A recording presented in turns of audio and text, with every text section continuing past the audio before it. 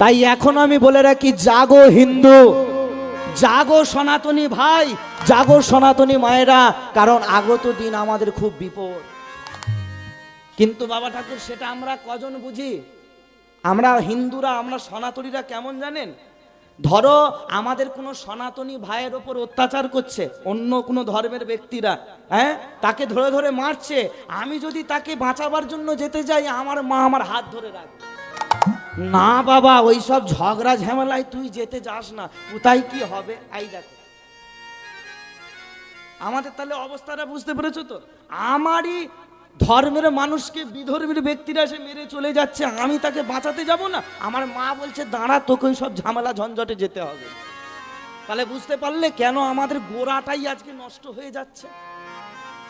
কিন্তু অন্য ধর্মের আপনি দেখেন, যদি একজনকে ধরে পেটায় বাবা, তার কাকা চাচা জ্যাঠা নানা সব বেরিয়ে চলে আসবে, এসে রক্ষা করবে। কিন্তু আজকে আমার সনাতন ধর্মে সেই বিষয়টা নেই। আমাদের কি করি, ওকে মারছে, আমরা পুকুরের এপার থেকে দাঁড়িয়ে দাঁড়িয়ে মজা দেই। কেন আজকে আমাদের উপর অত্যাচার হবে না? হ্যাঁ, আমি আজকে বলে দিয়ে গেলাম, যদি এইভাবে চলতে থাকে আগামী দিনে বাড়িতে ঢুকে ঢুকে মা বোনেদের ওপর ওরা অত্যাচার করে যাবে। তাই এখনো আমাদেরকে সচেতন হতে হবে।